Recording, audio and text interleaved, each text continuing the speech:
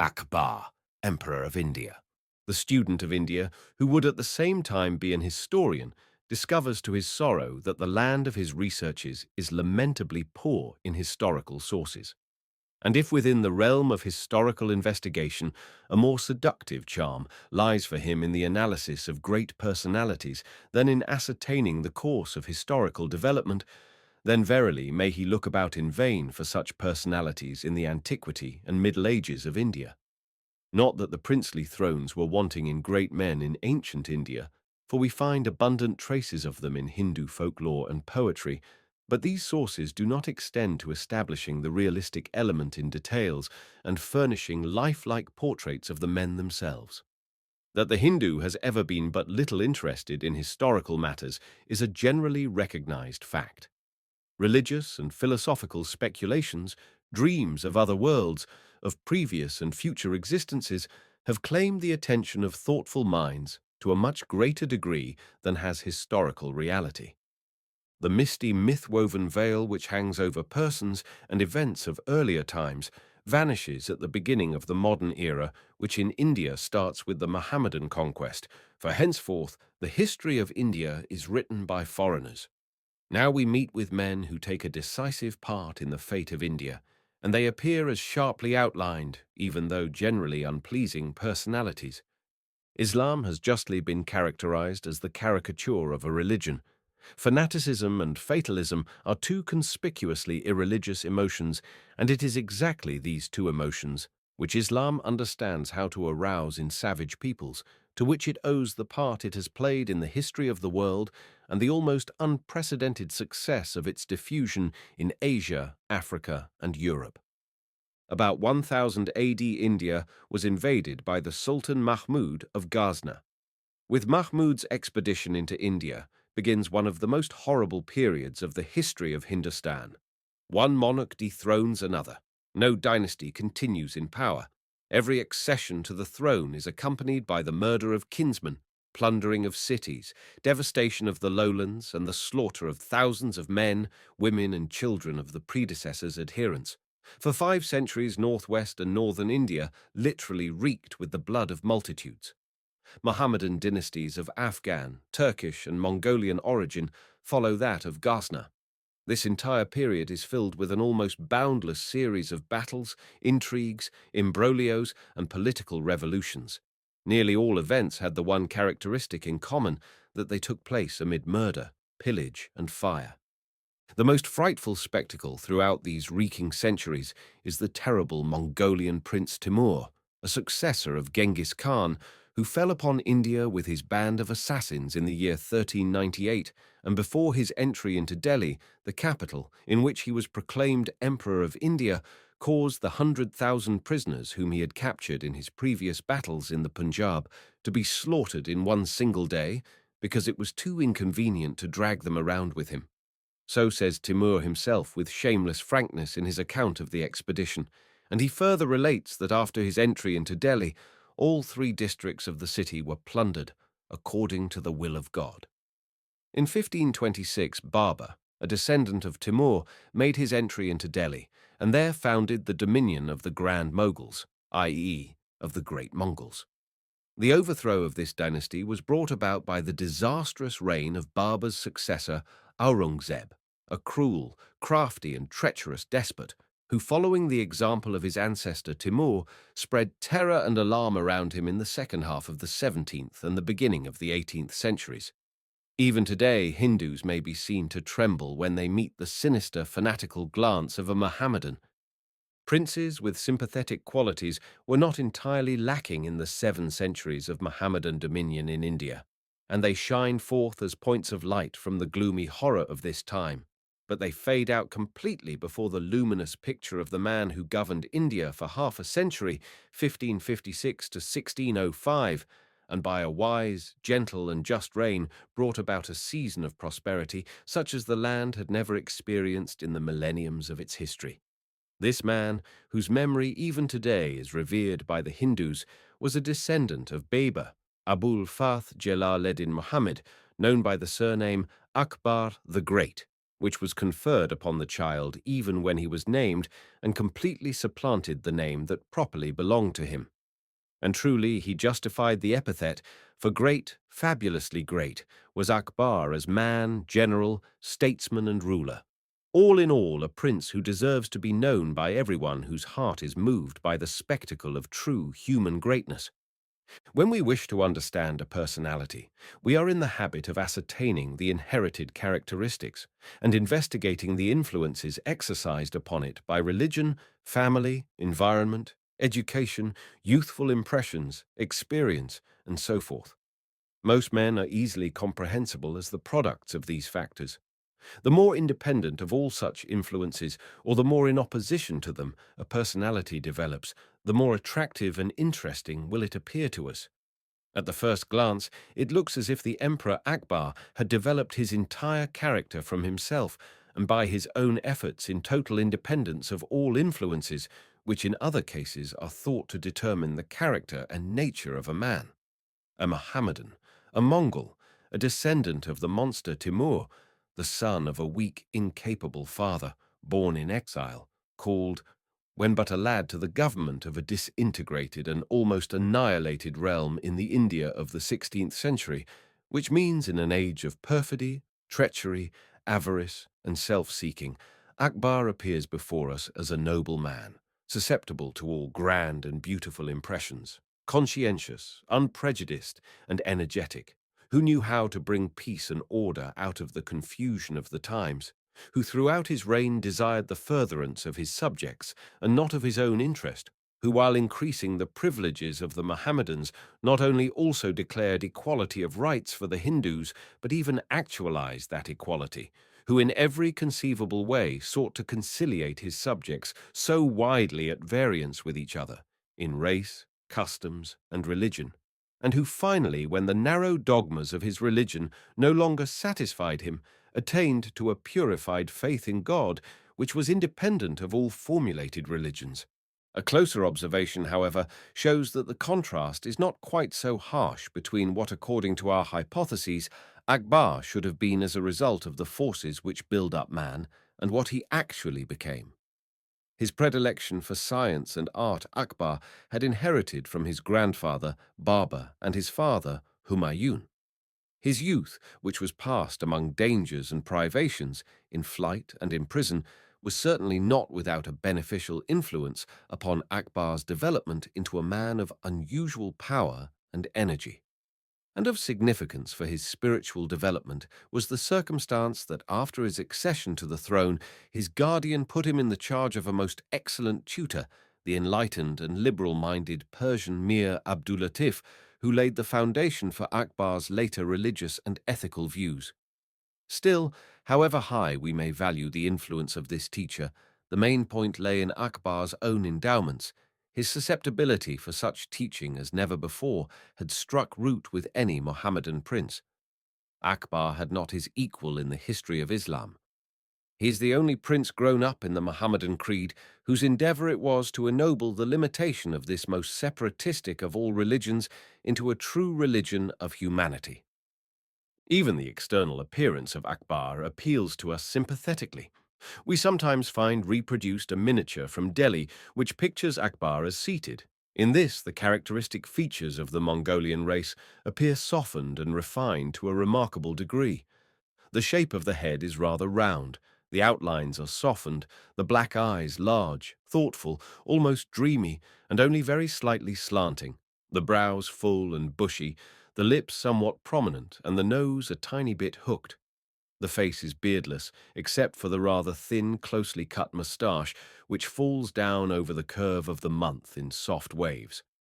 According to the description of his son, the Emperor Jahangir, Akbar's complexion is said to have been the yellow of wheat.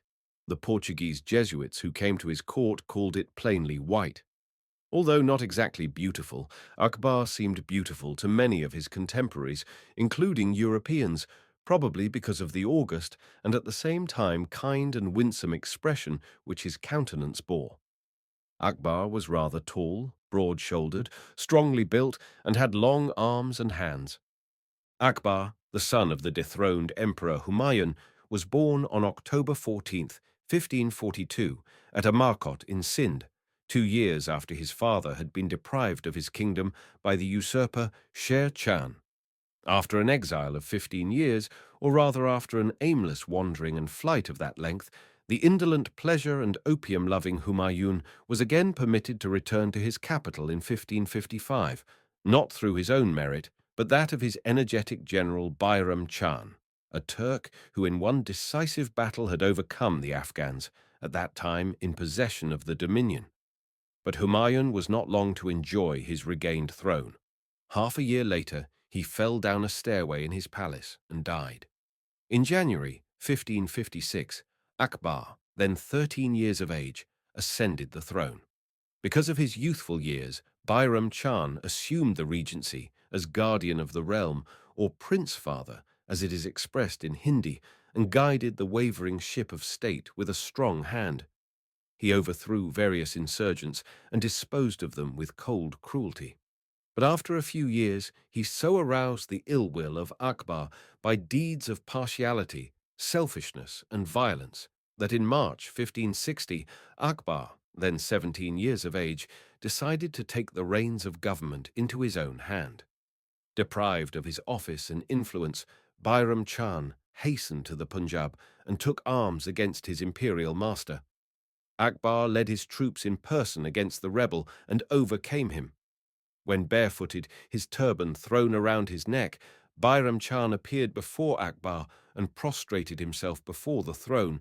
Akbar did not do the thing which was customary under such circumstances in the Orient in all ages. The magnanimous youth did not sentence the humiliated rebel to a painful death, but bade him arise in memory of the great services which Bayram Khan had rendered to his father, and later to himself, and again assume his old place of honor at the right of the throne. Before the assembled nobility, he gave him the choice whether he would take the governorship of a province or would enjoy the favor of his master at court as a benefactor of the imperial family, or whether, accompanied by an escort befitting his rank, he would prefer to undertake a pilgrimage to Mecca. Bayram Khan was wise enough to choose the last, but on the way to Mecca he was killed by an Afghan, and the news caused Akbar sincere grief and led him to take the 4-year-old son of Bayram Khan under his special protection.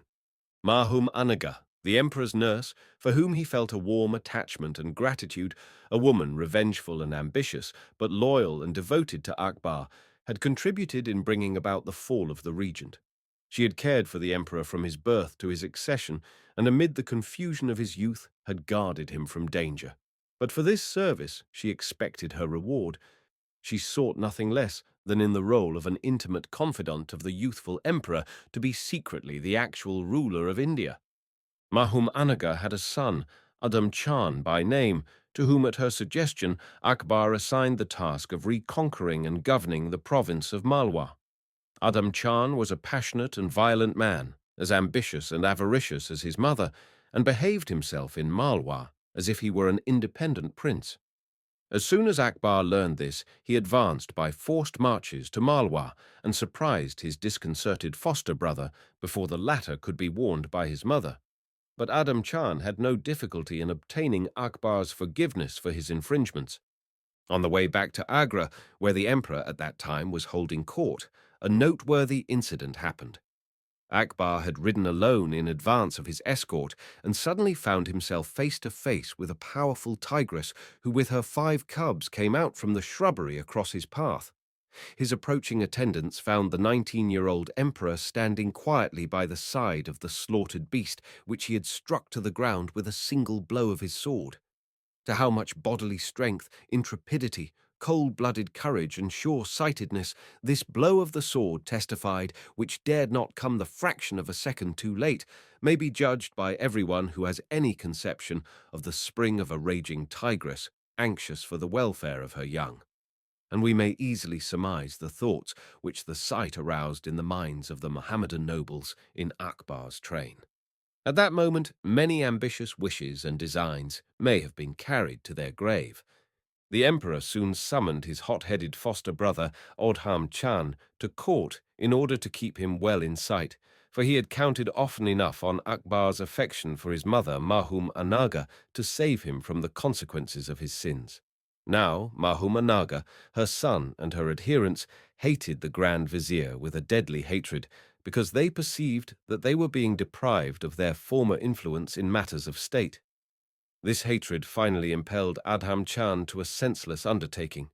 The embittered man hatched up a conspiracy against the Grand Vizier, and when one night in the year 1562 the latter was attending a meeting of political dignitaries on affairs of state in the audience hall of the imperial palace, Adham Chand with his conspirators suddenly broke in and stabbed the Grand Vizier in the breast, whereupon his companions slew the wounded man with their swords.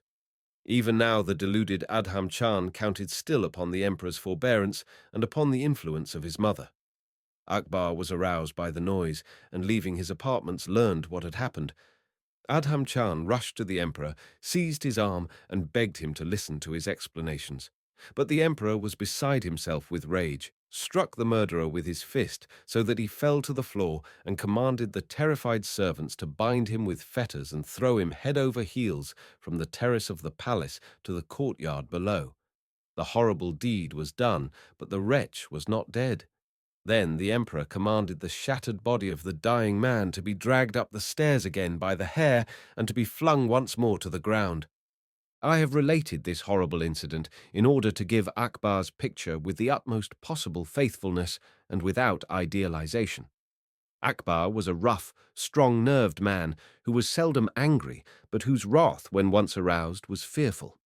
It is a blemish on his character that in some cases he permitted himself to be carried away to such cruel death sentences, but we must not forget that he was then dealing with the punishment of particularly desperate criminals, and that such severe judgments had always been considered in the Orient to be righteous and sensible. Not only in the Orient, unfortunately, even in Europe 200 years after Akbar's time, tortures and the rack were applied at the behest of courts of law. Mahum Anaga came too late to save her son. Akbar sought with tender care to console her for his dreadful end, but the heartbroken woman survived the fearful blow of fate only about 40 days. The emperor caused her body to be buried with that of her son in one common grave at Delhi, and he himself accompanied the funeral procession. At his command, a stately monument was erected above this grave, which still stands today. His generosity and clemency were also shown in the fact that he extended complete pardon to the accomplices in the murder of the Grand Vizier, and even permitted them to retain their offices and dignities, because he was convinced that they had been drawn into the crime by the violent Adham Chand. In other ways, too, Akbar showed himself to be ready to grant pardon to an almost incomprehensible extent. Again and again, when an insubordinate viceroy in the provinces would surrender after an unsuccessful uprising, Akbar would let him off without any penalty, thus giving him the opportunity of revolting again after a short time. It was an eventful time in which Akbar arrived at manhood in the midst of all sorts of personal dangers. I will pass over with but few comments his military expeditions, which can have no interest for the general public. When Akbar ascended the throne, his realm comprised only a very small portion of the possessions which had been subject to his predecessors. With the energy which was a fundamental characteristic of his nature, he once more took possession of the provinces which had been torn from the empire, at the same time undertaking the conquest of new lands, and accomplished this task with such good fortune that in the 40th year of his reign, the Empire of India covered more territory than ever before. That is to say, not only the whole of Hindustan, including the peninsular Gujarat, the lands of the Indus and Kashmir, but also Afghanistan and a larger part of the Deccan than had ever been subject to any former Padishah of Delhi. At this time, while the emperor had his residence at Lahore, the phrase was current in India, "as lucky as Akbar." It was apparent often enough in the military expeditions that Akbar far surpassed his contemporaries in generalship. But it was not the love of war and conquest which drove him each time anew to battle, A sincere desire inspired by a mystical spirit impelled him to bring to an end the ceaseless strife between the small states of India by joining them to his realm, and thus to found a great united empire. More worthy of admiration than the subjugation of such large territories, in which of course many others have also been successful, is the fact that Akbar succeeded in establishing order, peace and prosperity in the regained and newly subjugated provinces. This he brought about by the introduction of a model administration, an excellent police, a regulated post service, and especially a just division of taxes. Up to Akbar's time, corruption had been a matter of course in the entire official service, and enormous sums in the treasury were lost by peculation on the part of tax collectors. Akbar first divided the whole realm into 12 and later into 15 vice-regencies, and these into provinces, administrative districts, and lesser subdivisions, and governed the revenues of the empire on the basis of a uniformly exact survey of the land. He introduced a standard of measurement, replacing the hitherto customary land measure, a leather strap which was easily lengthened or shortened according to the need of the measuring officer, by a new instrument of measurement in the form of a bamboo staff which was provided with iron rings at definite intervals. For purposes of assessment, land was divided into 4 classes according to the kind of cultivation practiced upon it.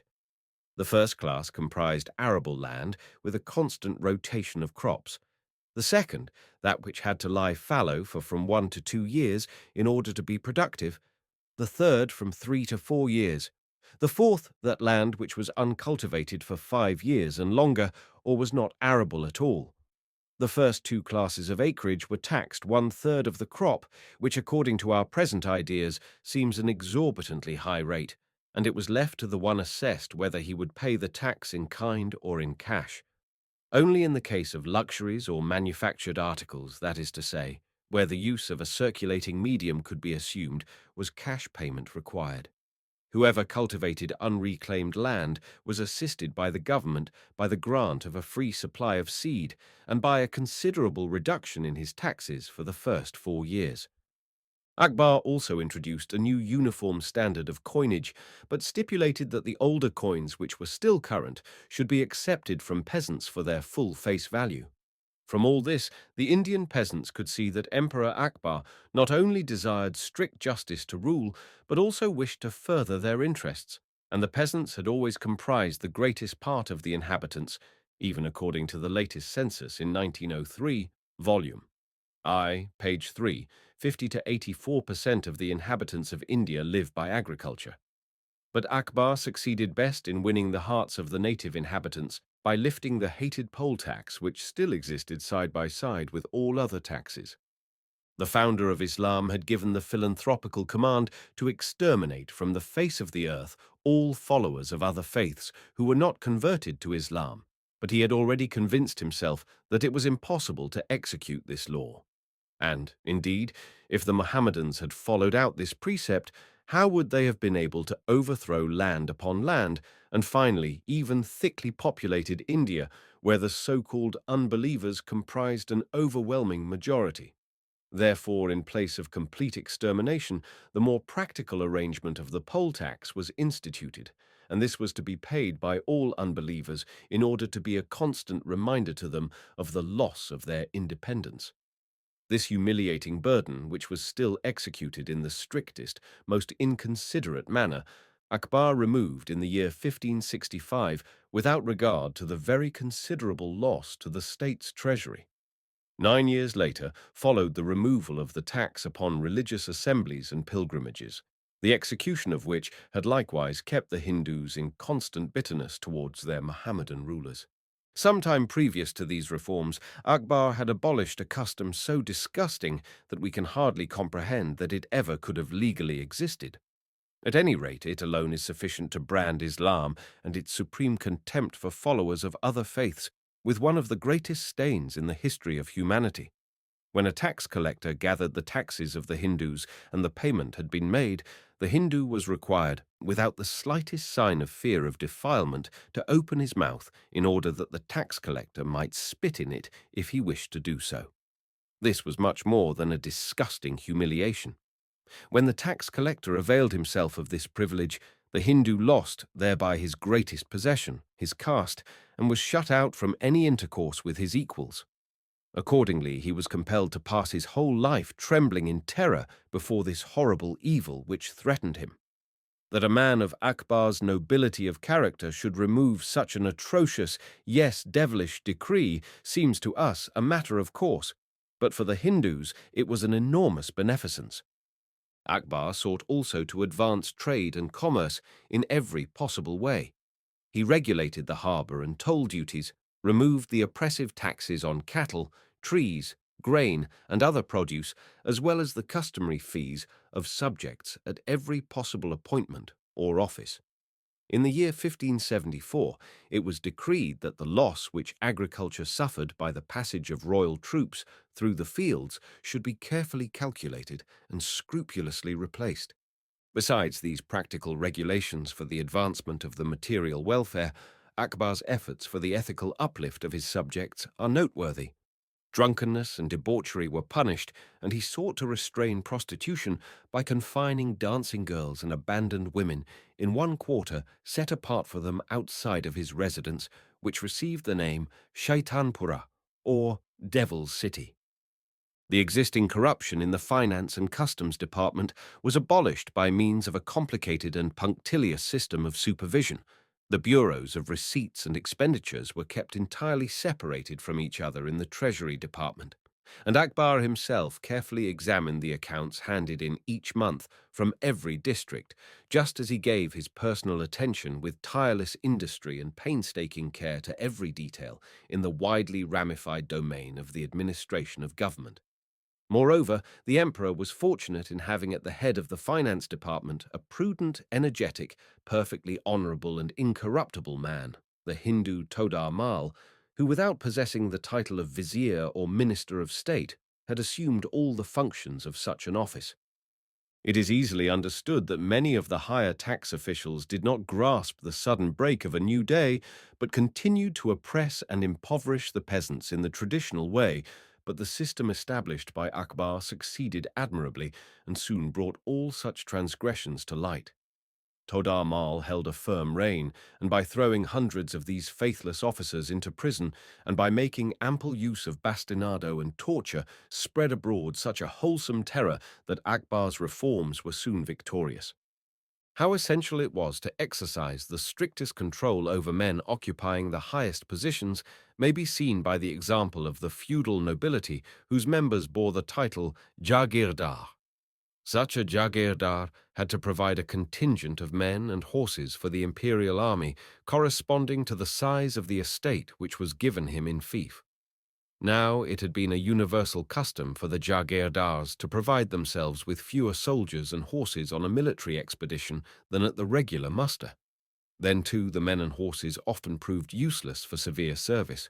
When the reserves were mustered, the knights dressed up harmless private citizens as soldiers or hired them for the occasion, and after the muster was over, let them go again.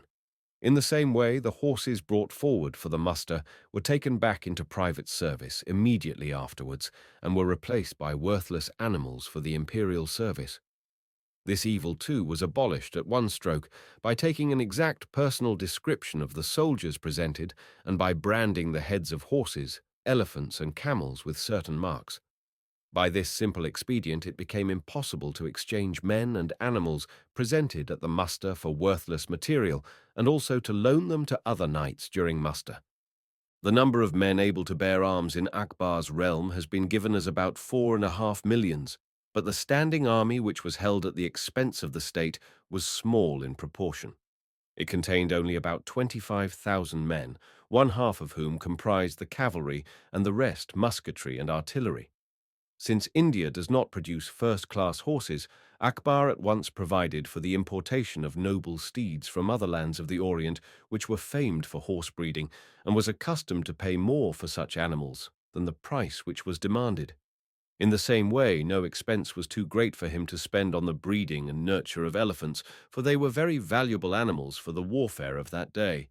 His stables contained from 5,000 to 6,000 well-trained elephants.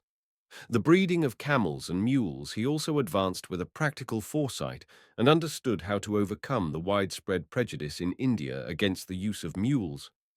Untiringly did Akbar inspect stables, arsenals, military armories, and shipyards, and insisted on perfect order in all departments. He called the encouragement of seamanship an act of worship, but was not able to make India a maritime power. Akbar had an especial interest in artillery, and with it a particular gift for the technique and great skill in mechanical matters. He invented a cannon which could be taken apart to be carried more easily on the march and could be put up quickly, apparently for use in mountain batteries. By another invention, he united 17 cannons in such a way that they could be shot off simultaneously by one fuse. Hence, it is probably a sort of mitrailleuse.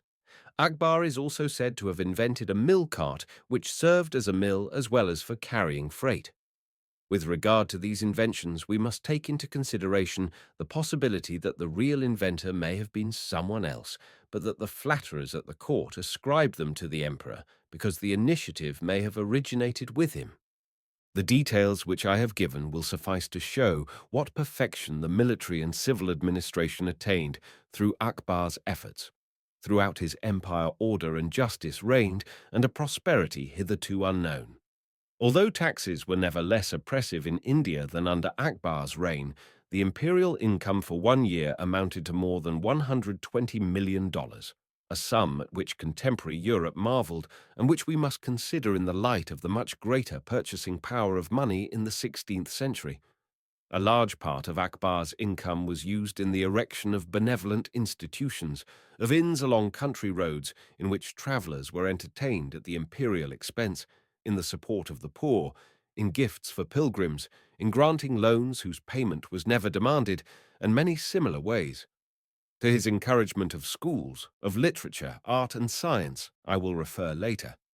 Of decided significance for Akbar's success was his patronage of the native population. He did not limit his efforts to lightening the lot of the subjugated Hindus and relieving them of oppressive burdens. His efforts went deeper.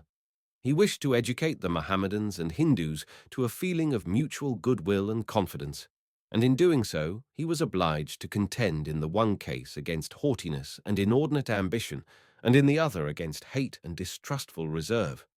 If with this end in view he actually favored the Hindus by keeping certain ones close to him and advancing them to the most influential positions in the state, he did it because he found characteristics in the Hindus, especially in their noblest race, the Rajputs, which seemed to him most valuable for the stability of the empire and for the promotion of the general welfare. He had seen enough faithlessness in the Mohammedan nobles and in his own relatives. Besides, Akbar was born in the house of a small Rajput prince who had shown hospitality to Akbar's parents on their flight and had given them his protection. The Rajputs are the descendants of the ancient Indian warrior race and are a brave, chivalrous, trustworthy people who possess a love of freedom and pride of race quite different in character from the rest of the Hindus.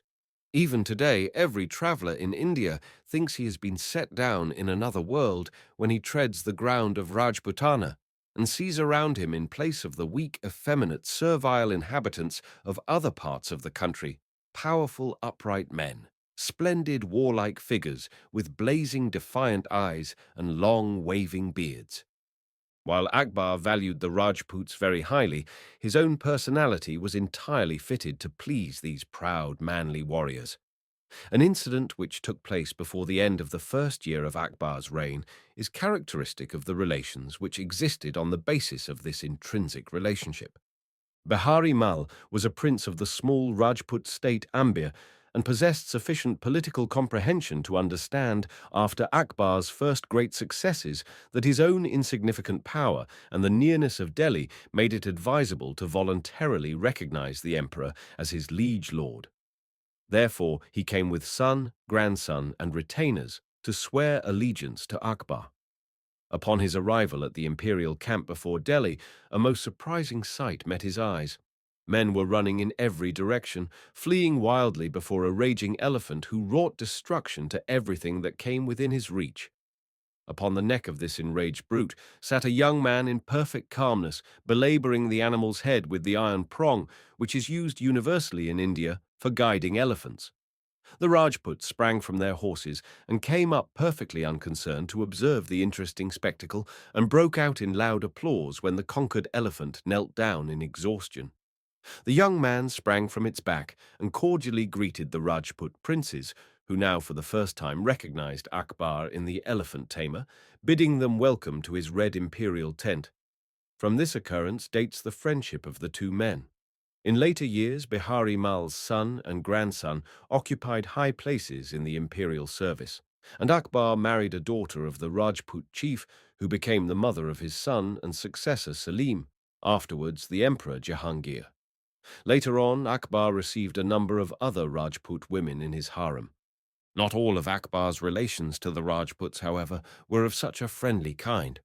As his grandfather Babur before him, he had many bitter battles with them, for no other Indian people had opposed him so vigorously as they.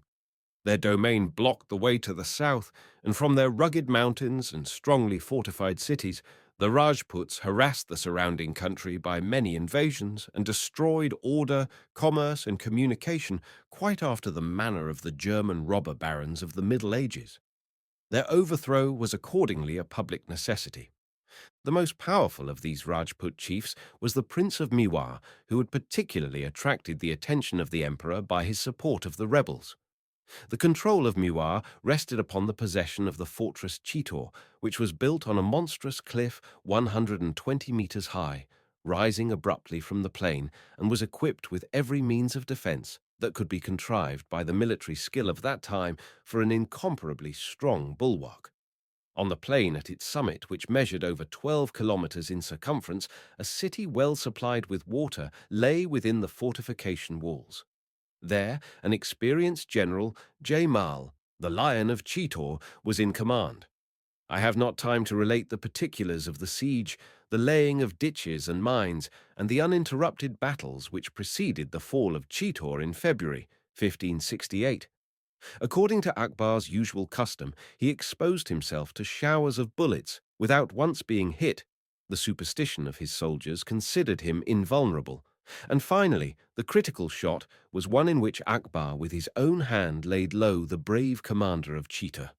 Then the defenders considered their cause lost, and the next night saw a barbarous sight, peculiarly Indian in character. The so-called Jauhar demanded his offering according to an old Rajput custom. Many great fires gleamed weirdly in the fortress.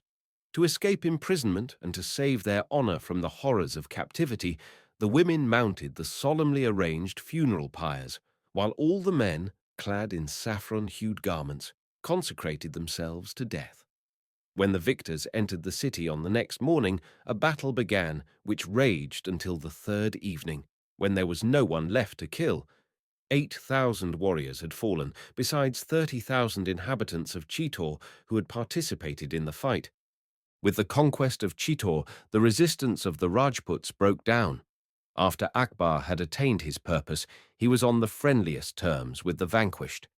It testifies to his nobility of character, as well as to his political wisdom, that after this complete success, he not only did not celebrate a triumph, but on the contrary proclaimed the renown of the vanquished throughout all India by erecting before the gate of the imperial palace at Delhi 2 immense stone elephants with the statues of Jaimal, the Lion of Chitor, and of the noble youth Pata, who had performed the most heroic deeds in the defense of Chitor.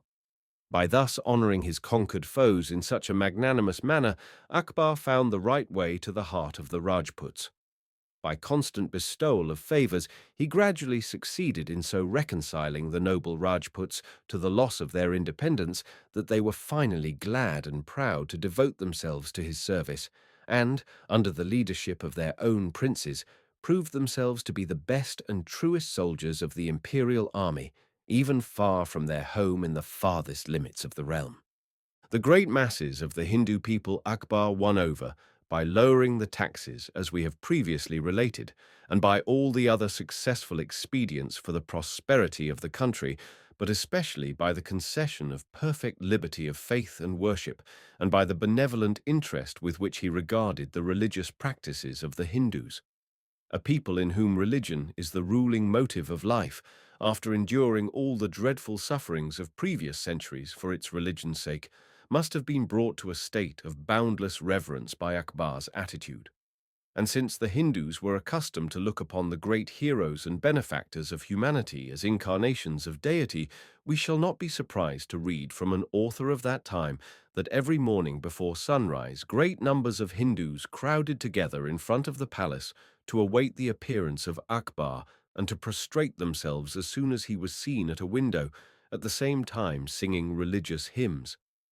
This fanatical enthusiasm of the Hindus for his person Akbar knew how to retain not only by actual benefits, but also by small, well-calculated devices. It is a familiar fact that the Hindus considered the Ganges to be a holy river, and that cows were sacred animals. Accordingly, we can easily understand Akbar's purpose when we learn that at every meal he drank regularly of water from the Ganges, carefully filtered and purified to be sure, calling it the water of immortality, and that later he forbade the slaughtering of cattle and eating their flesh. But Akbar did not go so far in his connivance with the Hindus that he considered all their customs good or took them under his protection. For instance, he forbade child marriages among the Hindus, that is to say, the marriage of boys under 16 and of girls under 14 years, and he permitted the remarriage of widows. The barbaric customs of Brahmanism were repugnant to his very soul. He therefore most strictly forbade the slaughtering of animals for purposes of sacrifice, the use of ordeals for the execution of justice, and the burning of widows against their will, which indeed was not established according to Brahman law, but was constantly practiced according to traditional custom. To be sure, neither Akbar nor his successor Jehangir were permanently successful in their efforts to put an end to the burning of widows. Not until the year 1829 was the horrible custom practically done away with through the efforts of the English. Throughout his entire life, Akbar was a tirelessly industrious, restlessly active man. By means of ceaseless activity, he struggled successfully against his natural tendency to melancholy, and in this way kept his mind wholesome, which is most deserving of admiration in an Oriental monarch who was brought in contact day by day with immoderate flattery and idolatrous veneration. Well did Akbar know that no Oriental nation can be governed without a display of dazzling splendor, but in the midst of the fabulous luxury with which Akbar's court was fitted out, and his camp on the march, in the possession of an incomparably rich harem which accompanied the emperor on his expeditions and journeys in large palatial tents, Akbar always showed a remarkable moderation.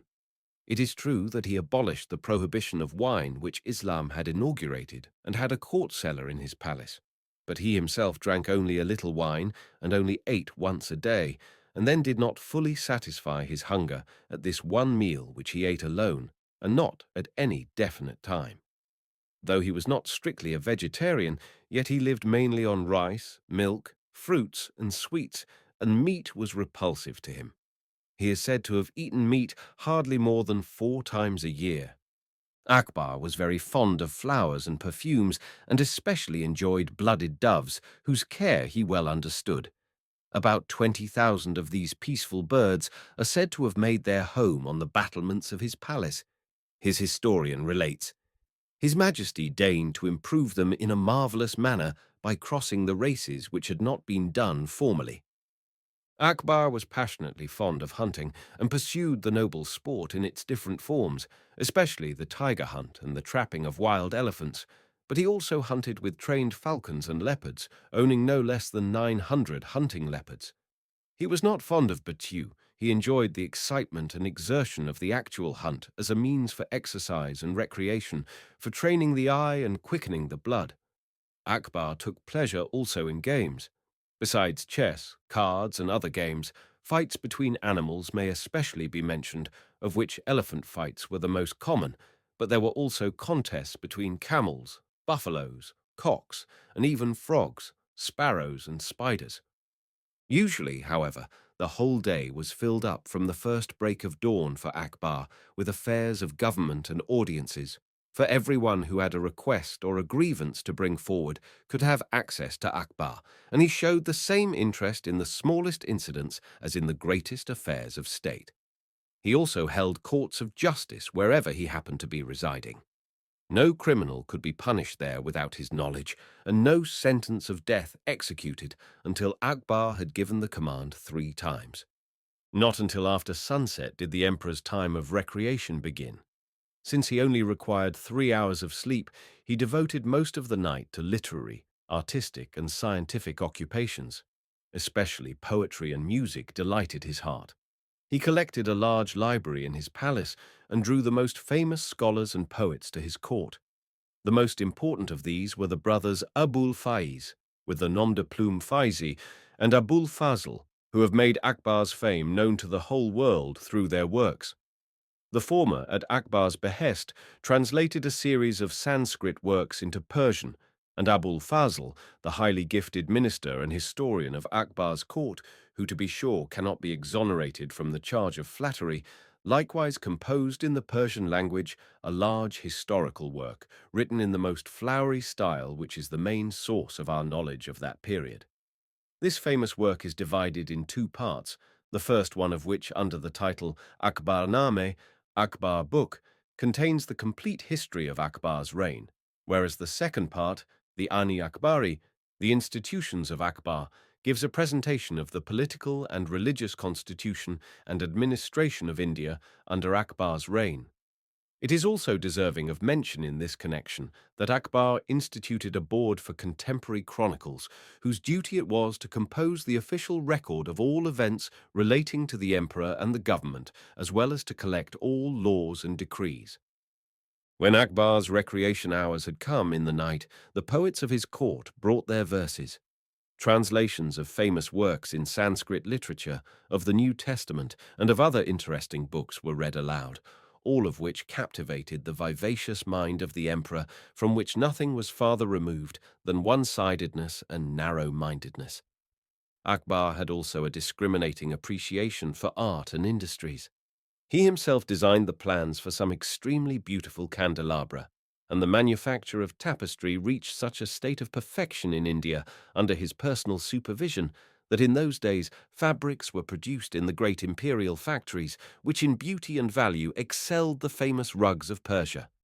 With still more important results, Akbar influenced the realm of architecture, in that he discovered how to combine 2 completely different styles. For indeed, the union of Mohammedan and Indian motives in the buildings of Akbar, who here as in all other departments strove to perfect the complete elevation of national and religious details, to form an improved third style, is entirely original. Among other ways, Akbar betrayed the scientific trend of his mind by sending out an expedition in search of the sources of the Ganges. That a man of such a wonderful degree of versatility should have recognized the value of general education and have devoted himself to its improvement, we would simply take for granted. Akbar caused schools to be erected throughout his whole kingdom for the children of Hindus and Mohammedans, whereas he himself did not know how to read or write. This remarkable fact would seem incredible to us after considering all the above-mentioned facts if it was not confirmed by the express testimony of his son, the Emperor Jahangir. At any rate, for an illiterate man, Akbar certainly accomplished an astonishing amount. The universal character of the endowments of this man could not have been increased by the learning of the schools. I have now come to the point which arouses most strongly the universal human interest in Akbar, namely, to his religious development and his relation to the religions, or better to religion. But first, I must protest against the position maintained by a competent scholar that Akbar himself was just as indifferent to religious matters as was the house of Timur as a whole. Against this view, we have the testimony of the conscientiousness with which he daily performed his morning and evening devotions, the value which he placed upon fasting and prayer as a means of self-discipline, and the regularity with which he made yearly pilgrimages to the graves of Mohammedan saints. A better insight into Akbar's heart than these regular observances of worship, which might easily be explained by the force of custom, is given by the extraordinary manifestations of a devout disposition. When we learn that Akbar invariably prayed at the grave of his father in Delhi before starting upon any important undertaking, or that during the siege of Chitor he made a vow to make a pilgrimage to a shrine in Ajmer after the fall of the fortress, and that after Chitor was in his power, he performed this journey in the simplest pilgrim garb, tramping barefooted over the glowing sand, it is impossible for us to look upon Akbar as irreligious. On the contrary, nothing moved the emperor so strongly and insistently as the striving after religious truth. This effort led to a struggle against the most destructive power in his kingdom, against the Mohammedan priesthood. That Akbar, the conqueror in all domains, should also have been victorious in the struggle against the encroachments of the church, the bitterest struggle which a ruler can undertake. This alone should ensure him a place among the greatest of humanity. The Mohammedan priesthood, the community of the ulamas, in whose hands lay also the execution of justice according to the dictates of Islam, had attained great prosperity in India by countless large bequests. Its distinguished membership formed an influential party at court. This party naturally represented the Islam of the stricter observance, the so-called Sunnitic Islam, and displayed the greatest severity and intolerance towards the representatives of every more liberal interpretation and towards unbelievers. The chief judge of Agra sentenced men to death because they were Shiites, that is to say, they belonged to the other branch of Islam, and the ulamas urged Akbar to proceed likewise against the heretics. That arrogance and vanity, selfishness and avarice also belong to the character of the ulamas is so plainly to be taken for granted according to all analogies that it need hardly be mentioned. The judicature was everywhere utilized by the ulamas as a means for illegitimate enrichment. This ecclesiastical party, which in its narrow-minded folly considered itself in possession of the whole truth, stands opposed to the noble skeptic Akbar, whose doubt of the divine origin of the Quran and of the truth of its dogmas began so to torment him that he would pass entire nights sitting out of doors on a stone lost in contemplation. The above-mentioned brothers Faizi and Abul Fazl introduced to his impressionable spirit the exalted teaching of Sufism, the Mohammedan mysticism whose spiritual pantheism had its origin in, or at least was strongly influenced by, the doctrine of the All-One, held by the Brahman Vedanta system. The Sufi doctrine teaches religious tolerance and has apparently strengthened Akbar in his repugnance towards the intolerant exclusiveness of Sunnitic Islam. The ulamas must have been horror-stricken when they found out that Akbar even sought religious instruction from the hated Brahmins. We hear especially of two, Purushottama and Debar by name, the first of whom taught Sanskrit and Brahman philosophy to the emperor in his palace, whereas the second was drawn up on a platform to the wall of the palace in the dead of the night, and there, suspended in mid-air, gave lessons on profound esoteric doctrines of the Upanishads to the emperor as he sat by the window. A characteristic bit of Indian local color. The proud Padishah of India, one of the most powerful rulers of his time, listening in the silence of night to the words of the Brahman suspended there outside, who himself, as proud as the emperor, would not set foot inside the dwelling of one who in his eyes was unclean, but who would not refuse his wisdom to a sincere seeker after truth. Akbar left no means untried to broaden his religious outlook. From Gujarat he summoned some Parsis, followers of the religion of Zarathustra, and through them informed himself of their faith and their highly developed system of ethics, which places the sinful thought on the same level with the sinful word and act. From olden times, the inhabitants of India have had a predisposition for religious and philosophical disputations. So Akbar, too, was convinced of the utility of free discussion on religious dogmas. Based upon this idea, and perhaps also in the hope that the ulamas would be discomfited, Akbar founded at Fatehpur Sikri, his favorite residence in the vicinity of Agra, the famous Ibadat Khana, literally the house of worship, but in reality the house of controversy. This was a splendid structure composed of 4 halls in which scholars and religious men of all sects gathered together every Thursday evening and were given an opportunity to defend their creeds in the presence and with the cooperation of the emperor. Akbar placed the discussion in charge of the wise and liberal-minded Abul Fazl. How badly the ulamas, the representatives of Mohammedan orthodoxy, came off on these controversial evenings was to be foreseen. Since they had no success with their futile arguments, they soon resorted to cries of fury, insults for their opponents, and even to personal violence, often turning against each other and hurling curses upon their own number. In these discussions, the inferiority of the ulamas, who nevertheless had always put forth such great claims, was so plainly betrayed that Akbar learned to have a profound contempt for them. In addition to this, the fraud and machinations by means of which the ulamas had unlawfully enriched themselves became known to the emperor. At any rate, there was sufficient ground for the chastisement which Akbar now visited upon the high clergy.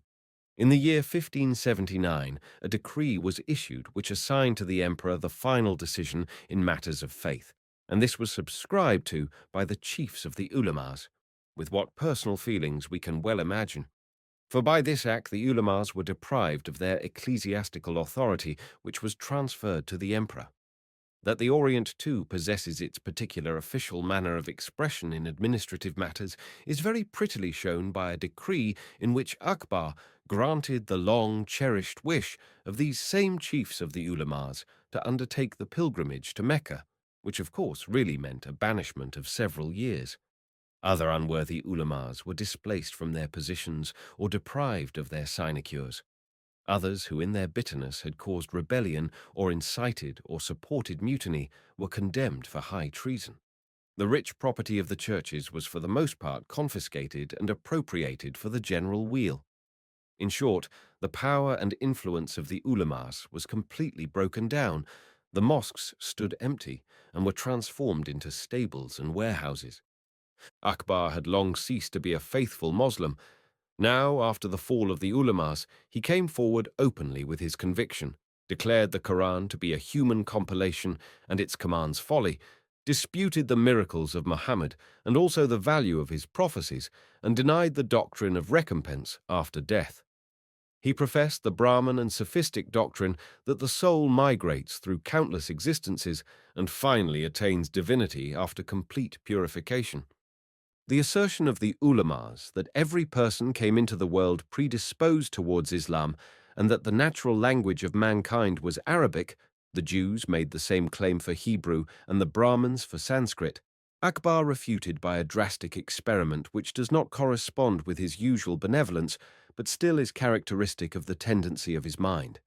In this case, a convincing demonstration appeared to him so necessary that some individuals would have to suffer for it. Accordingly, in the year 1579, he caused 20 infants to be taken from their parents in return for a compensation and brought up under the care of silent nurses in a remote spot in which no word should be spoken. After 4 years, it was proved that as many of these unhappy children as were still alive were entirely dumb and possessed no trace of a predisposition for Islam. Later, the children are said to have learned to speak with extraordinary difficulty, as was to be expected. Akbar's repugnance to Islam developed into a complete revulsion against everything connected with this narrow religion and made the great emperor petty-souled in this particular. The decrees were dated from the death of Muhammad and no longer from the Hijra, the flight from Mecca to Medina. Books written in Arabic, the language of the Quran, were given the lowest place in the imperial library. The knowledge of Arabic was prohibited. Even the sounds characteristically belonging to this language were avoided. Where formerly, according to ancient tradition, had stood the word Bismillahi, in the name of God, there now appeared the old war cry, Allahu Akbar, God is great, which came into use the more generally on coins, documents, etc. The more the courtiers came to reverse the sense of the slogan and to apply to it the meaning, Akbar is God. Before I enter into the emperor's assumption of this flattery and his conception of the imperial dignity as conferred by the grace of God, I must speak of the interesting attempts of the Jesuits to win over to Christianity the most powerful ruler of the Orient. As early as in the spring of 1578, a Portuguese Jesuit who worked among the Bengals as a missionary appeared at the imperial court and pleased Akbar especially because he got the better of the ulamas in controversy. 2 years later, Akbar sent a very polite letter to the provincial of the Jesuit order in Goa, requesting him to send 2 fathers in order that Akbar himself might be instructed in their faith and its perfection. It is easy to imagine how gladly the provincial assented to this demand, and how carefully he proceeded with the selection of the fathers who were to be sent away with such great expectations. As gifts to the emperor, the Jesuits brought a Bible in 4 languages and pictures of Christ and the Virgin Mary, and to their great delight, when Akbar received them, he laid the Bible upon his head and kissed the 2 pictures as a sign of reverence. In the interesting work of the French Jesuit du Jarich, published in 1611, we possess very detailed accounts of the operations of these missionaries, who were honorably received at Akbar's court and who were invited to take up their residence in the imperial palace.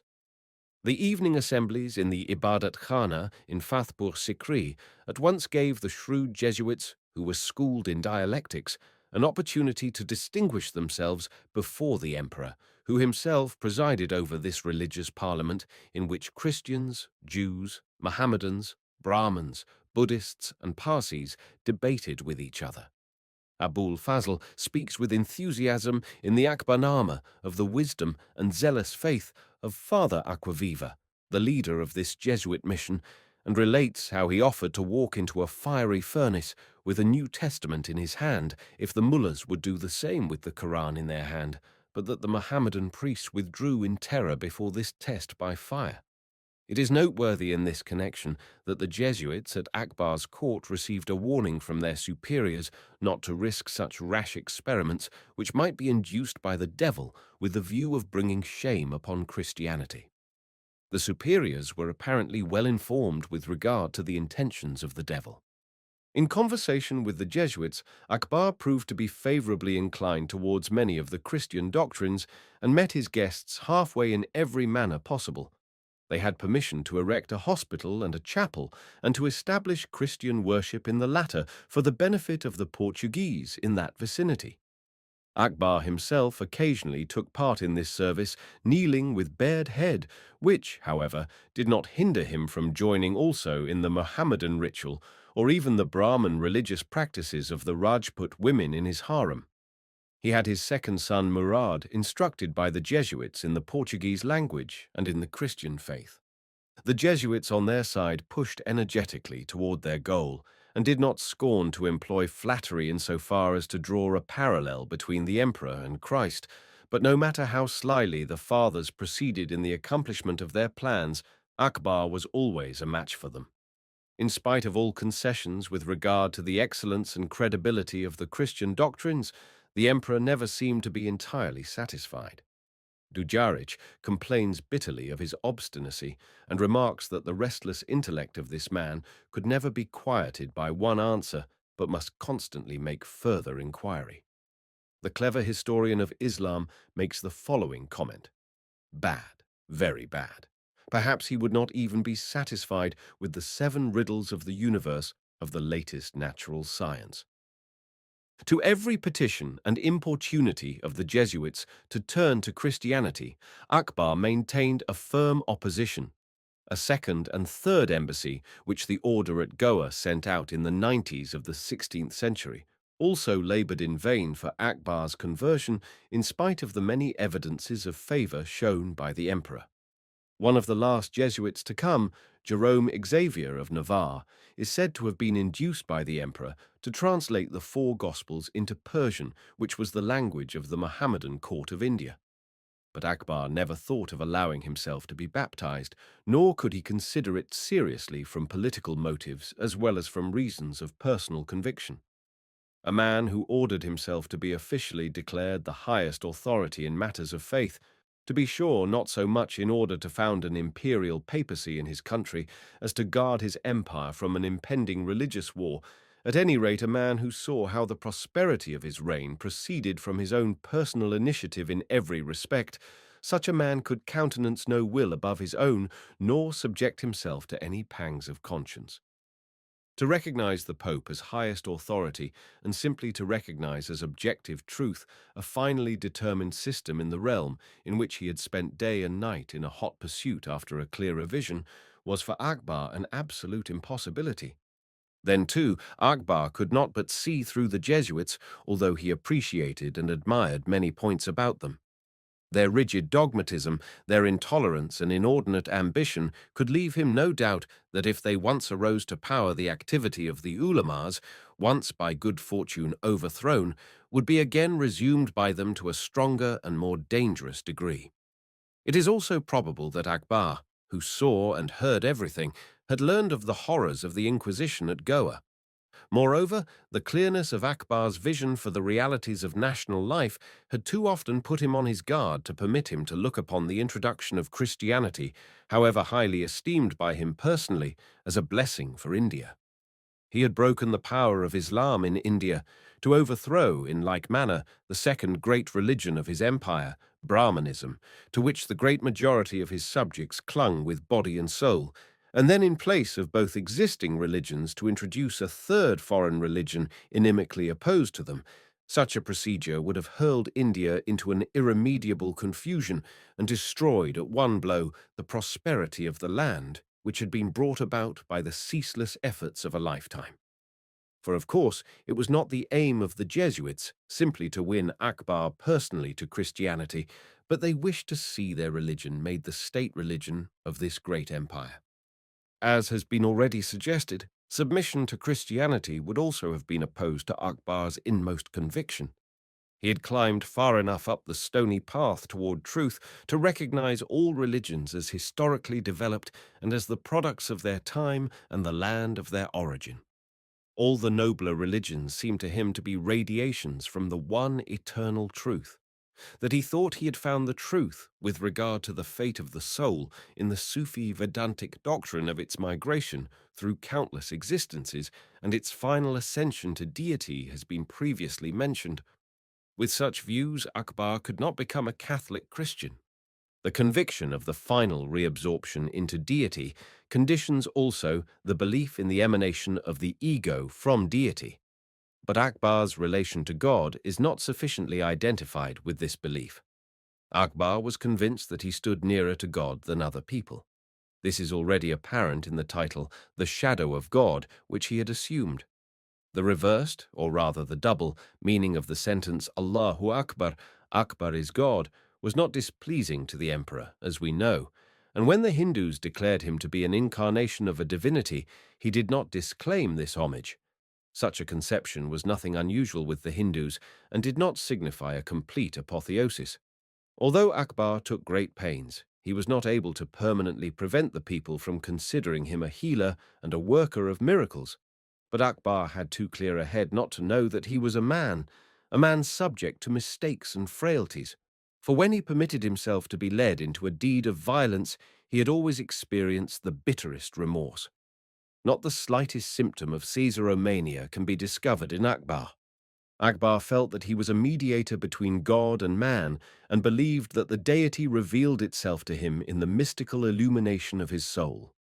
This conviction Akbar held in common with many rulers of the Occident who were much smaller than he. Idolatrous marks of veneration he permitted only to a very limited degree. He was not always quite consistent in this respect, however, and we must realize how infinitely hard it was to be consistent in this matter at an Oriental court when the customary civility, combined with sincere admiration and reverence, longed to actively manifest itself.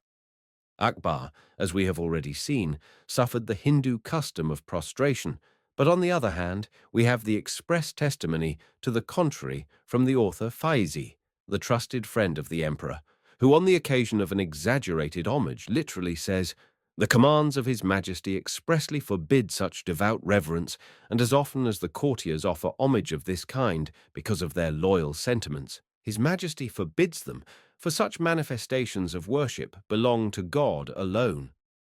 Finally, however, Akbar felt himself moved to forbid prostration publicly, yet to permit it in a private manner, as appears in the following words of Abul Fazl. But since obscurantists consider prostration to be a blasphemous adoration of man, His Majesty in his practical wisdom has commanded that it be put an end to with ignorant people of all stations, and also that it shall not be practiced even by his trusted servants on public court days. Nevertheless, if people upon whom the star of good fortune has shone are in attendance at private assemblies and receive permission to be seated, they may perform the prostration of gratitude by bowing their foreheads to the earth and so share in the rays of good fortune. So forbidding prostration to the people at large and granting it to the emperor fulfills the wishes of both and gives the world an example of practical wisdom. The desire to unite his subjects as much as possible finally impelled Akbar to the attempt to equalize religious differences as well. Convinced that religions did not differ from each other in their innermost essence, he combined what in his opinion were the essential elements, and about the year 1580 founded a new religion, the famous Din-i-Ilahi, the religion of God. This religion recognizes only one God, a purely spiritual, universally efficient being from whom the human soul is derived and towards which it tends. The ethics of this religion comprises the high moral requirements of Sufism and Parsism: complete toleration, equality of rights among all men, purity in thought, word, and deed. The demand of monogamy, too, was added later. Priests, images, and temples. Akbar would have none of these in his new religion, but from the Parsis he took the worship of the fire and of the sun, as to him light and its heat seemed the most beautiful symbol of the divine spirit. He also adopted the holy cord of the Hindus and wore upon his forehead the coloured token customary among them. In this eclectic manner, he accommodated himself in a few externalities to the different religious communities existing in his kingdom. Doubtless in the foundation of his Din-i-Ilahi Akbar was not pursuing merely ideal ends, but probably political ones as well, for the adoption of the new religion signified an increased loyalty to the emperor. The novice had to declare himself ready to yield to the emperor his property, his life, his honor, and his former faith, and in reality the adherents of the Din-i-Ilahi formed a clan of the truest and most devoted servitors of the emperor. It may not be without significance that soon after the establishment of the Din-i-Ilahi, a new computation of time was introduced, which dated from the accession of Akbar to the throne in 1556. After the new religion had been in existence perhaps 5 years, the number of converts began to grow by the thousands. But we can say with certainty that the greater portion of these changed sides not from conviction, but on account of worldly advantage, since they saw that membership in the new religion was very advantageous to a career in the service of the state. By far the greatest number of those who professed the Din-i-Ilahi observed only the external forms, privately remaining alien to it. In reality, the new religion did not extend outside of Akbar's court and died out at his death. Hence, if failure here can be charged to the account of the great emperor, yet this very failure redounds to his honor. Must it not be counted as a great honor to Akbar that he considered it possible to win over his people to a spiritual, imageless worship of God? Had he known that the religious requirements of the masses can only be satisfied by concrete objects of worship and by miracles, the more startling the better, that a spiritualized faith can never be the possession of any but a few chosen souls, he would not have proceeded with the founding of the Din-i-Ilahi, and still we cannot call its establishment an absolute failure, for the spirit of tolerance which flowed out from Akbar's religion accomplished infinite good and certainly contributed just as much to lessening the antagonisms in India as did Akbar's social and industrial reforms. A man who accomplished such great things and desired to accomplish greater deserves a better fortune than was Akbar's towards the end of life. He had provided for his sons the most careful education, giving them at the same time Christian and Orthodox Mohammedan instructors in order to lead them in their early years to the attainment of independent views by means of a comparison between contrasts. But he was never to have pleasure in his sons. It seems that he lacked the necessary severity. The two younger boys of this exceedingly temperate emperor, Murad and Daniel, died of delirium tremens in their youth even before their father. The oldest son, Selim, later the Emperor Jehangir, was also a drunkard and was saved from destruction through this inherited vice of the Timur dynasty only by the wisdom and determination of his wife. But he remained a wild, uncontrolled, cruel man, as different as possible from his father, and apparently so by intention, who took sides with the party of the vanquished ulamas and stepped forth as the restorer of Islam. In frequent open rebellion against his magnanimous father, who was only too ready to pardon him, he brought upon this father the bitterest sorrow, and especially by having the trustworthy minister and friend of his father, Abul Fazl, murdered while on a journey. Very close to Akbar also was the loss of his old mother, to whom he had clung his whole life long with a touching love, and whom he outlived only a short time. Akbar lost his best friends and his most faithful servants before he finally succumbed to a very painful abdominal illness, which at the last changed him also mentally to a very sad extent, and finally carried him off on the night of the 15th of October, 1605.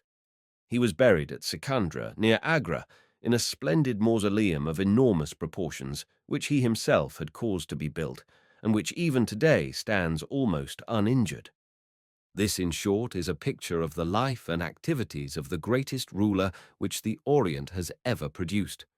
In order to rightly appreciate Akbar's greatness, we must bear in mind that in his empire he placed all men on an equality without regard to race or religion, and granted universal freedom of worship at a time when the Jews were still outlaws in the Occident, and many bloody persecutions occurred from time to time.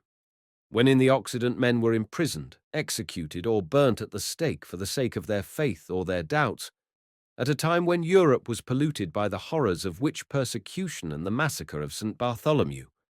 Under Akbar's rule, India stood upon a much higher plane of civilization in the 16th century than Europe at the same time. Germany should be proud that the personality of Akbar, who according to his own words desired to live at peace with all humanity, with every creature of God, has so inspired a noble German of princely blood in the last century that he consecrated the work of his life to the biography of Akbar.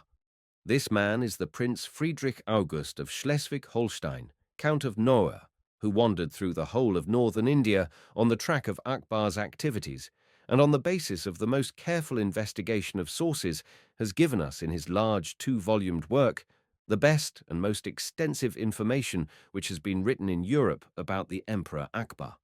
How much his work has been a labor of love can be recognized at every step in his book, but especially may be seen in a touching letter from Agra, written on the 24th of April, 1868, in which he relates that he utilized the early hours of this day for an excursion to lay a bunch of fresh roses on Akbar's grave, and that no visit to any other grave had ever moved him so much as this.